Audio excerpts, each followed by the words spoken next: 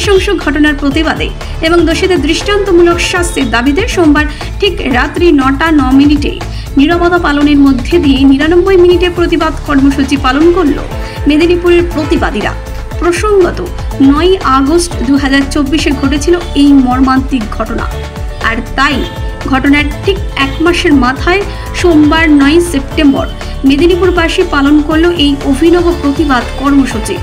মেদিনীপুর শহরের স্টেশন রোডে পালিত হয় এই কর্মসূচি।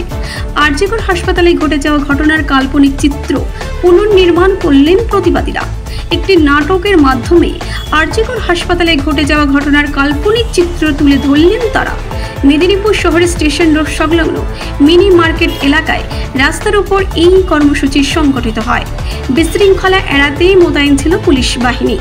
এই কর্মসূচিতে যোগদান করেন শতাধিক প্রতিবাদীরা।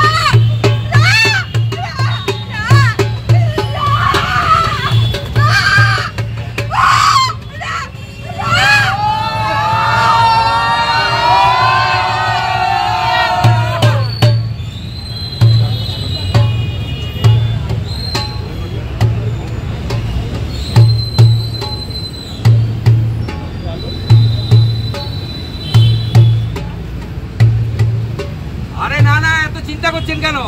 আরে এত বছর ধরে এত ঝামেলা মেটালাম, এটা আর এমন কি ব্যাপার?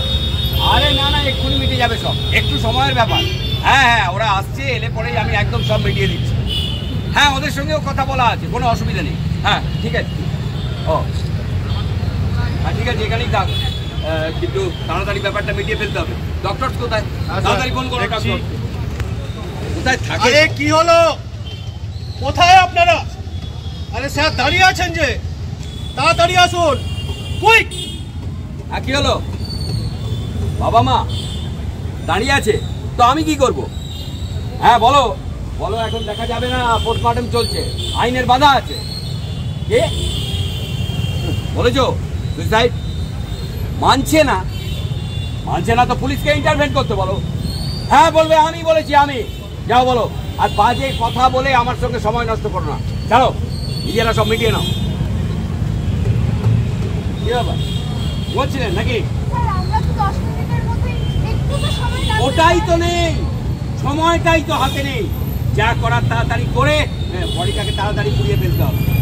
এলাকার এমএলএ আর তার কয়েকজন চেলাকে পুরানোর দায়িত্ব দেওয়া আছে। নিন, তাড়াতাড়ি করুন, তাড়াতাড়ি করুন। সেটা আমি বুঝবো, ওটা নিয়ে আপনাদের অত ভাবতে হবে না, সেটা আমি বুঝবো। নিজেদের কাজ দেখো। কালিম্পং যাবেন?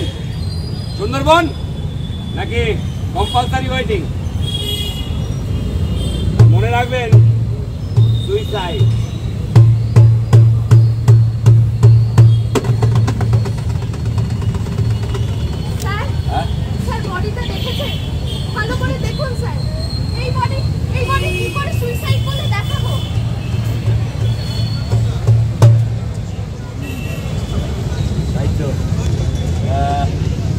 এটাকে কি করে সুইসাইড দেখানো যাবে? সুইসাইড তো দেখানো যাবে না মনে হচ্ছে। তাহলে না না না, তুমি কোনো কথা বলবে না, তোমার কথা বলার কোনো অধিকার নেই। আর তাছাড়া তুমি তো মারা গেছো। কোন ন্যায় সংহিতায় লেখা আছে স্যার? কত ধারায়? তাছাড়া মৃতদের অধিকারের কথা কোথাও লেখা আছে বুঝি? না না না, কোথাও লেখা নেই, কোথাও লেখা নেই। নারীকে আপন ভাগ্য জয় করিবার কেহ নাহি দিবে অধিকার। যদিও ওই মৃতা ধর্ষিতা নারীদের কথা কিছু বলে যাননি তিনি, আবার যদি তাকে হত্যা করা হয়। না না না, হত্যা নয়, হত্যা নয়। হ্যাঁ, ঠিক ঠিক, Suicide, yes. আসলে এই উদ্যোগ সমস্ত মানুষের, এটা তো যেহেতু একটা গণজাগরণ বলা যায়, সেই গণজাগরণের কারণে একটা সমস্ত মানুষ যৌথভাবে এই আয়োজন করেছে, কোনো নির্দিষ্ট সংগঠন নয়। বিষয়টা হচ্ছে আজকের এই যে উদ্যোগ, এই উদ্যোগে আমিও একজন সাধারণ মানুষ হিসেবেই এসেছি, কারণ এই উদ্যোগে আসাটা এই মুহূর্তে আমার কর্তব্য বলেই বারবার মনে হচ্ছে। তাই আলাদা করে কোনো সংগঠন নয়, এই আয়োজন মানুষের, সাধারণ মানুষের আয়োজন এটা। সুপ্রিম কোর্ট তো বলেছে আগামীকাল 5টা পর্যন্ত আন্দোলন কাজে ফিরে আসতে, সেক্ষেত্রে কি বলবেন? দেখুন, মহামান্য সুপ্রিম কোর্ট তার কথা বলেছেন, জুনিয়র ডাক্তাররা তাদের আন্দোলনে অনড় আছেন, এরপর ওনারা সিদ্ধান্ত নেবেন কি করবেন। এই মুহূর্তে এইখান থেকে আমার পক্ষে কিছু বলা এটা সম্ভব নয়, কারণ যেহেতু সাবজুডিশিয়ারি ব্যাপার। হ্যাঁ, আন্দোলন তো নিরন্তর চলছে, প্রত্যেক দিন প্রত্যেকটি নতুন নতুন ক্ষেত্রের মানুষ নামছেন রাস্তায়, আজও নেমেছে বিভিন্ন জায়গায়, আগামীকালও নামবে, আগামী চলবেই, কারণ বিচার না পাওয়া পর্যন্ত জনসাধারণের এই লড়াই, এই আন্দোলন চলবে, কারণ এই আন্দোলন আসলে গণজাগরণ, এবং এই আন্দোলনের মূল শক্তি হচ্ছে মানুষের ভেতরের ক্ষোভ, ঘৃণা, এবং শুধু একটি বিক্ষিপ্ত ঘটনা নয়, একটি ঘটনা নয়, এই দীর্ঘদিন ধরে চলে আসা, একটু সামগ্রিক দেশ জুড়ে চলে থাকা এই যে একটি ঘটনা, এই যে একটি ব্যাধি, সেই ব্যাধির বিরুদ্ধেই কিন্তু আসলে এই লড়াই চলছে সব মানুষের। 99 মিনিটের অনুষ্ঠান, 9 মিনিট নীরবতা পালন হয়েছে, আরও বাকি সময়টুকু এখানে মানুষ অবস্থান করবেন।